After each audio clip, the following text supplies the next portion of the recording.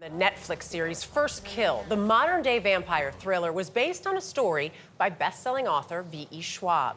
The fantasy writer started her career in 2011 and has been on fire ever since, publishing nearly 24 books with modern characters who are redefining the genre we call fantasy.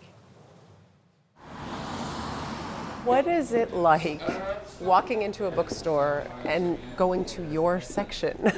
I think it will never get old. When it comes to books, Victoria Schwab has an affinity for both writing and reading. I mostly just come and I browse like everybody else. Devouring more than her fair share of titles each year. And I'll try and pick a book that feels like it's not on my radar. I have a really strong belief that you need to consume story to create story. And it's not about getting ideas. It's about creative cross-pollination. Like, I read 100 books, but among those 100 books are poetry, history, biography, children's. I want to just absorb character. I want to absorb story. It's one of the best ways to hone your sense of, I call it an internal story monster.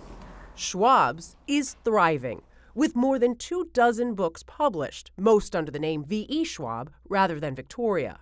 That's like my author persona, and then Victoria is who I am as a human. I just feel like it's a little safer to have a tiny wall that just says, oh, if they're talking about V.E. Schwab, they're not talking about me. They don't know me. They don't know the person that's making the work. They know the creator.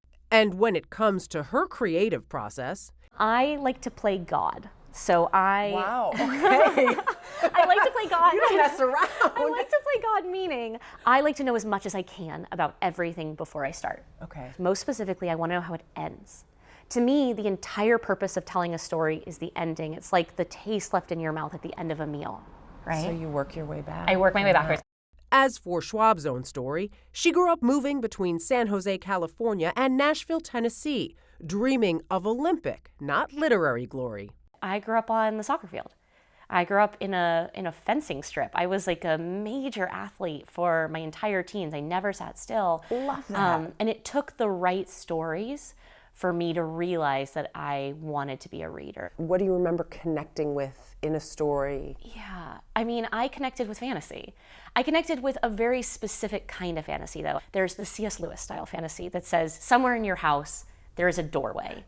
Go through that wardrobe. Go find it. It keeps one foot in reality at all times. And I was really intoxicated even at 12, 13, 14 by the concept that, oh, I didn't have to only have fantasy when I was reading. I could convince myself that there was fantasy, I just had to look for it. And then you could help create it. Exactly. So I was that kid growing up on my hikes looking for keyholes in the stone, looking for tiny cracks in the world. And then as a writer, that's been my greatest goal is not to make you believe in magic, it's simply to make you doubt reality just a little bit.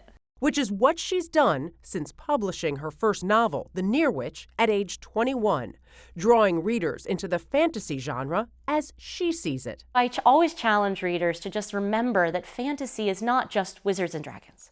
Fantasy is anything which triggers the imagination to take one step outside of the real. So I think I'm always attracting or trying to attract readers who don't think they like fantasy, and I'm like, let me convert you. Because at the end of the day, I write about characters, I write about people.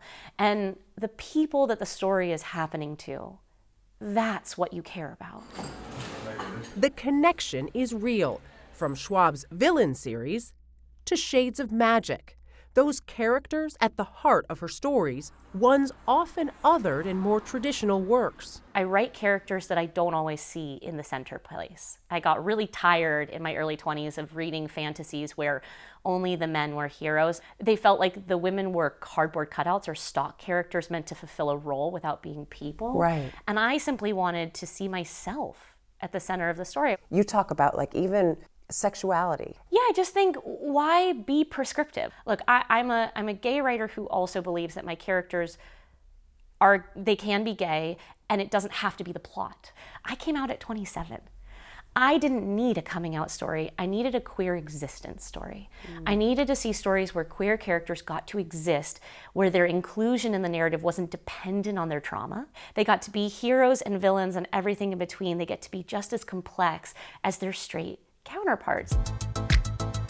In helping redefine the norm of fantasy, Schwab's found both public and critical success. 2020's The Invisible Life of Addie LaRue is her best-known work, one that, unlike the rest, was 10 years in the making. I had this idea before my first novel came out for a girl who made a deal with the devil to live forever and ended up forgotten by everyone she met. Love it. And Love it. And I kept trying to write it. I got the idea when I was 21, basically. And it's not a book about a 21-year-old. And then I checked in when I was 25. It's not a book about a 25-year-old. And then I turned 30. And Addie LaRue, in so many ways, is a book about 30. It's a book about the arbitrary line of adulthood that society imposes and the fear that comes with it when you realize you're suddenly supposed to know who you are and what you want to do. So it became hitting that point in my own life. In hearing that, it would have been an entirely different story had you written it 5 years earlier and actually put it down But this is the thing that's so important to remember for all writers, is that every story you tell would be a different story if you told it at any other point than right now in your life. How did you end up here? As for her life right now, Schwab's story is still being written. I studied here. With no end to work backwards from. 5 years ago, she moved to Scotland, living in a seaside suburb of Edinburgh. It's a place Victoria can call home, from which VE can find inspiration for whatever may be next. Do you worry ever that there won't be a next? Every day. Yeah. I mean, on some ways, like, I have to make peace with the fact that if I never wrote another book, it doesn't negate the books that I've written. But at the same time, like, this is all I know how to do. And I definitely, in between every single book, have a fear that I will run out of ideas. But if that happens, one, I will try and refill my creative well. But if that doesn't work, I think I've been really fortunate with the ideas that I've had so far. And I don't want to diminish them by saying, if I don't write again, none of this will have been worth it. If I don't write again, all of this will have been worth it.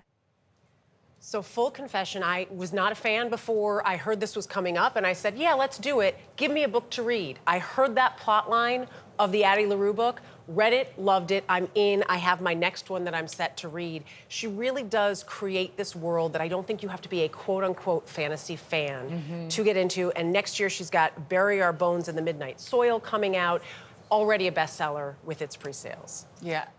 I like how she paraphrases C.S. Lewis there and uses those words. Sometimes there's a door in your house or in your life. Go through it. Go through it. Yeah. And 1 foot in reality. and also there's the concept of expanding the genre. Yes. So because I think when people think fantasy, whether it's books, movies, whatever else, they're like, That's what I did. I completely cut it off. I love the notion of existence, the be, who you are, and exist. She's amazing. Amazing I love book. it.